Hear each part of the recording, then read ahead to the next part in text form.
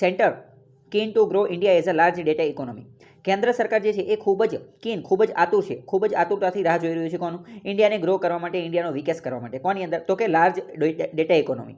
ભારતનો ડેટા ઇકોનોમીની અંદર ભારતનું નામ આગળ આવે, ડેટા ઇકોનોમીમાં ભારત પ્રગતિ સાથે, એની માટે ભારત કેન્દ્ર સરકાર keen, ખૂબ જ આતુર છે. તો ડેટા ઇકોનોમી શું છે ને એ બધી વસ્તુ તમને ખબર હોવી જોઈએ. ડેટા એટલે તમને ખબર હોવી જોઈએ, ડેટા એટલે કે માહિતી. Data is a new oil. ડેટાથી હવે ડિજિટલ જમાનાની અંદર જોઈએ, આર્ટિફિશિયલ ઇન્ટેલિજન્સ, મશીન લર્નિંગ, આ બધાની અંદર ડેટા ખૂબ મહત્વની વસ્તુ છે.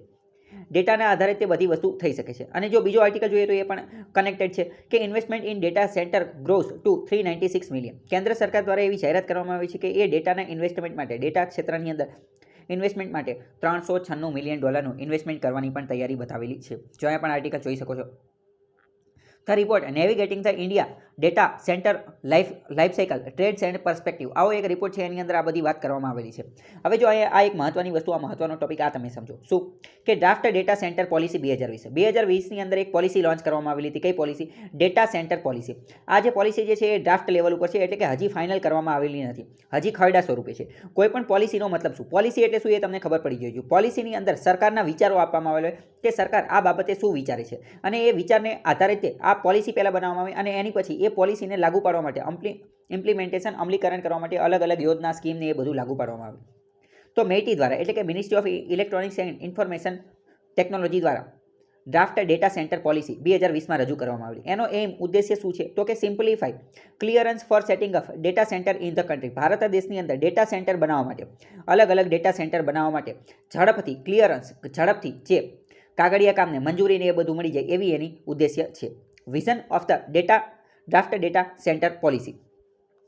એના અંતર્ગત ભારતને ગ્લોબલ હબ બનાવવાનો છે, એટલે કે વિશ્વનું હબ બનાવવાનો છે. કોની માટે? તો કે ડેટા સેન્ટર માટે. પછી પ્રમોટ કરવાનું છે, પ્રોત્સાહન આપવાનું છે ઇન્વેસ્ટમેન્ટ. ડેટાના ક્ષેત્રમાં ભારતની અંદર ઇન્વેસ્ટમેન્ટ આવે એવી કોશિશ કરવાની છે.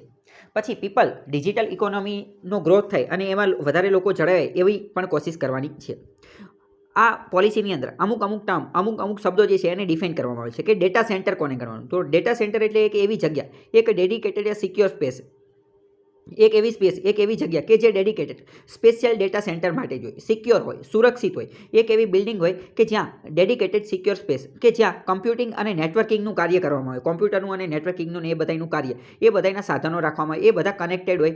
અને એનો પર્પસ, એનો મુખ્ય ઉદ્દેશ્ય ડેટા કલેક્ટ કરવાનો, સ્ટોર કરવાનો, એને એનહાન્સ કરવાનો અને એ બધું કરવાનું એનો કાર્ય હોય. તો એને શું કહેવામાં આવે? એને કહેવામાં આવે ડેટા સેન્ટર. હવે ડેટા સેન્ટર પાર્ક એવો બીજો શબ્દ છે. ડેટા સેન્ટર પાર્કનો મતલબ શું થાય? એક સ્પેશિયલ સિક્યોર ડેટા ઝોન હશે, એક પ્રકારનો ઝોન હશે, સિક્યોર, સુરક્ષિત ડેટાને રાખવા માટેનો સ્પેશિયલ ઝોન હશે. કન્ડક્ટિવ, જેમાં નોન આઈટી અને આઈટી ઇન્ફ્રાસ્ટ્રક્ચર રાખવામાં આવશે, અને રેગ્યુલેટરી એન્વાયરમેન્ટ સાથે, એટલે કે નિયંત્રિત કરેલા વાતાવરણની અંદર એ બધાને સ્ટોર કરવામાં આવશે. બીજું પોલિસીમાં શું છે કે તો કે ઇન્ફ્રાસ્ટ્રક્ચર સપોર્ટ પૂરો પાડવામાં આવશે ડેટા સેન્ટરને એ બધાને. રેલવે, રોડવે, પાવર, આ બધા જેવો ડેટા માટેનું ઇન્ફ્રાસ્ટ્રક્ચર એમને પૂરું પાડવામાં આવશે, જેના કારણે આ બધા ડેટા સેન્ટર જે છે એ વ્યવસ્થિત કામ કરી શકે. ડીમાર્કેશન ઓફ સ્પેસિફિક ઝોન, અમુક પ્રકારના ઝોન નક્કી કરવામાં આવશે, એની સરહદ નક્કી કરવામાં આવશે અને ડીમાર્કેશન કરવામાં આવશે. Necessary infrastructure, road, running water, electricity, આ બધી વસ્તુ પણ ડેટા પાર્કની આજુબાજુમાં, સેન્ટર પાર્કની આજુબાજુમાં બનાવવામાં આવશે, જેના કારણે આ સરળતાથી પહોંચી શકે. એક નવો ડિપાર્ટમેન્ટ અથવા એક સિંગલ વિન્ડો ક્લિયરન્સ સિસ્ટમ બનાવવામાં આવશે, એટલે કે એક જ જગ્યાએથી બધી વસ્તુની પરવાનગી, બધી વસ્તુની પરમિશન મળી જાય, અને એ પણ ટાઈમ બાઉન્ડ મેનરની અંદર, સમયસર. બીજું શું કાર્ય કરવામાં આવશે? તો કે formulation of data centre. Data centre બનાવવામાં આવશે અને એની માટે ઇન્સેન્ટિવાઇઝેશન, એટલે કે એક સ્કીમ લોન્ચ કરવામાં આવશે, જેના અંતર્ગત ડેટા સેન્ટરને બનાવવામાં આવશે, ફોર્મ્યુલેટ કરવામાં આવશે, અને એની માટે ઇન્સેન્ટિવ, અમુક પ્રકારની નાણાકીય સહાય પણ કરવામાં આવશે. સ્પેસિફાઈ ઇન્ટેન્ડેડ બેનિફિશરીઝ, એપ્લિકેબિલિટી ક્રાઇટેરિયા, આ બધી વસ્તુ, એની માટે નાણાકીય સહાય પણ કરવામાં આવશે. નોન ફિસ્કલ ઇન્સેન્ટિવ, નાણાં વગરની સહાય પણ કરવામાં આવશે. બીજી વાત કરીએ, સેટિંગ અપ બનાવવામાં આવશે, તો કે એટ લીસ્ટ 4 જેટલા ડેટા સેન્ટર ઇકોનોમિક ઝોન બનાવવામાં આવશે. જેવી રીતે ઇકોનોમિક ઝોન આપણા દેશની અંદર બનેલા છે, એવી રીતે ડેટા, સ્પેશિયલ ડેટા અને dedicated data centre economic zone બનાવવામાં આવશે. આખા ભારત દેશની અંદર ટોટલ 4 જેટલા બનાવવામાં આવશે. એટલે કે ડેટા ઉપર ભારત સરકાર ખૂબ વર્ક કરી રહી છે. ડેટા સેન્ટર જે છે એને પણ ડિફાઇન કરેલી છે કે ડેટા સેન્ટર શું છે. ડેટા સેન્ટર પાર્ક અત્યારે જ આપણે જોઈ લીધું, ઇન્ફ્રાસ્ટ્રક્ચરની આ બધી વસ્તુ આપણે વાત કરી લીધી કે આટલી બધી વસ્તુ જે છે એ બનાવવામાં આવશે. બીજી વાત કરીએ, encouraged to set up their own power generation units and use renewable energy, એટલે કે ભારતનો પોતાનું તે પાવર જનરેશન યુનિટ, એટલે કે આપણે પોતાની જાતે તે પાવર, ઉર્જા, વીજળી જનરેટ કરી શકીએ એવી કોશિશ કરવામાં આવશે. રિન્યુએબલ એનર્જીનો વધારે ઉપયોગ કરવામાં આવશે. આપણે બહારથી લાવી અને વીજળી ઇમ્પોર્ટ કરવી પડે એવું નહીં, પરંતુ જાતે તે સૌર ઉર્જાની મદદથી, વિન્ડ એનર્જીની મદદથી અથવા આવી કોઈની મદદથી આપણે પોતાની જાતે પાવર જનરેટ કરી શકીએ એવી રીતે રિન્યુએબલ એનર્જીનો ઉપયોગ કરવામાં આવશે. The essential services maintenance act 1968 જે છે એની અંતર્ગત પણ ડેટા સેન્ટર જે છે એને ઇસેન્શિયલ સર્વિસ માનવામાં આવશે. એટલે કે ઇસેન્શિયલ સર્વિસીસ મેન્ટેનન્સ એક્ટનો મતલબ શું થાય? મતલબ કે અમુક પ્રકારની સર્વિસીસ એવી છે કે જે ખૂબ જ ઇસેન્શિયલ, ખૂબ જ જરૂરી છે. આ સર્વિસ વગર ચાલે નહીં. જેમ કે ઓક્સિજન લીધા વગર ચાલે જ નહીં.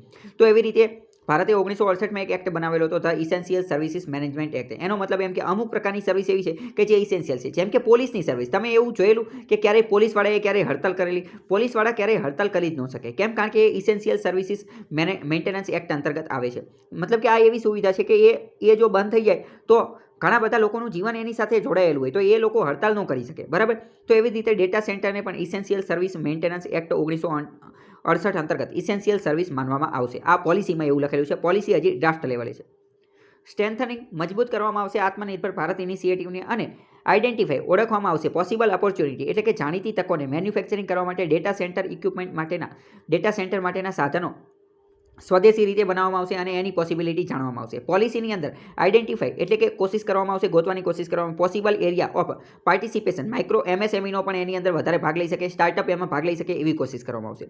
અલગ અલગ મિનિસ્ટ્રી જેમ કે સ્કિલ ડેવલપમેન્ટ મિનિસ્ટ્રી સાથે પણ કોલેબોરેશન કરી અને સારું એવું કાર્ય કરવામાં આવશે.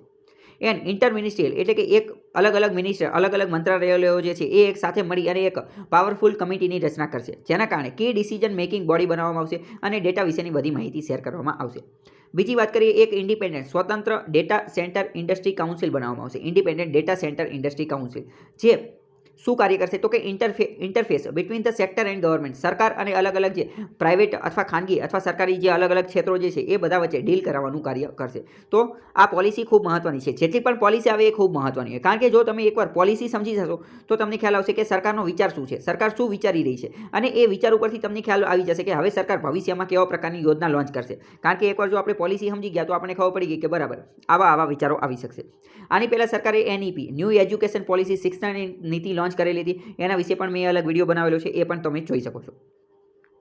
મેન્સ માટેનો પ્રેક્ટિસ ક્વેશ્ચન જોઈએ તો how can big data and analytics transform various sector of economy. એટલે કે આ અર્થતંત્રના અલગ અલગ વિભાગો, અલગ અલગ સેક્ટરને આ બિગ ડેટા અને એનાલિટિક્સ છે એ કેવી રીતે ટ્રાન્સફોર્મ, કેવી રીતે બદલી શકે છે એ તમારે કહેવાનું છે. 250 વર્ડની અંદર કહેવાનું છે. એનું એક્ઝામિનેશન કરવાનું છે. બરાબર?